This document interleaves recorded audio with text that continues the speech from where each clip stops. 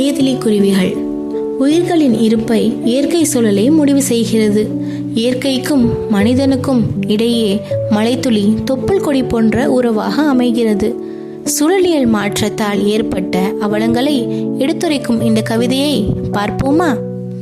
குருவிகளையும் கூடுகளையும் பார்க்க கூடவில்லை.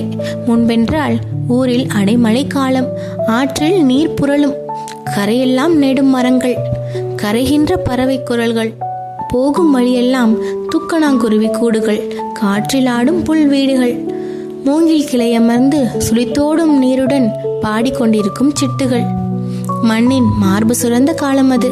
வெட்டுண்டன மரங்கள், வான் பொய்த்தது, மருகியது மண். ஏதிலியாய் குருவிகள் எங்கோ போயின. குருவிகளையும் கூடுகளையும் பார்க்க கூடவில்லை. பாடலின் பொருள்: இப்போதெல்லாம் குருவிகளையும் குருவி கூடுகளையும் பார்க்க முடியவில்லை. முன்பென்றால் ஊரில் அடைமழை காலம், ஆற்றில் நீர் புரளும். பாடலின் பொருள்: ஊரில் ஓடும் ஆற்றில் முன்பெல்லாம் அடைமழை காலத்தில் நீர் புரண்டோடும். கரையெல்லாம் நெடும் மரங்கள், கரைகின்ற பறவை குரல்கள்.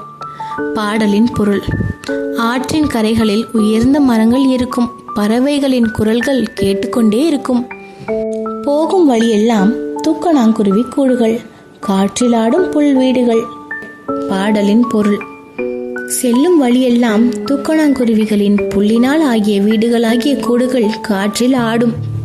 மூங்கில் கிளையமர்ந்து சுழித்தோடும் நீருடன் பாடிக்கொண்டிருக்கும் சிட்டுகள். பாடலின் பொருள்: மூங்கில்களில் அமர்ந்திருக்கும் சிட்டுக்குருவிகள் ஓடும் நீரின் ஓசையோடு இணைந்து பாடும்.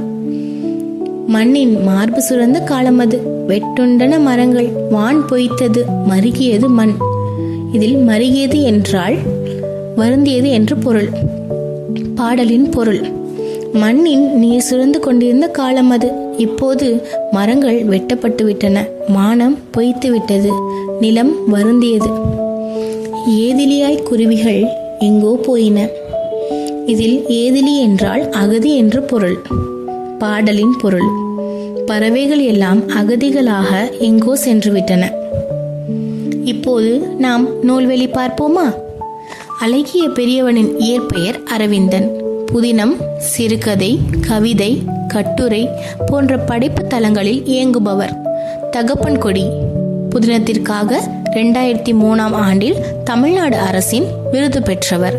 குறடு, நெறிக்கட்டு, அருபநஞ்சு, பெருகும் வேட்கை உள்ளிட்ட நூல்களை எழுதியுள்ளார்.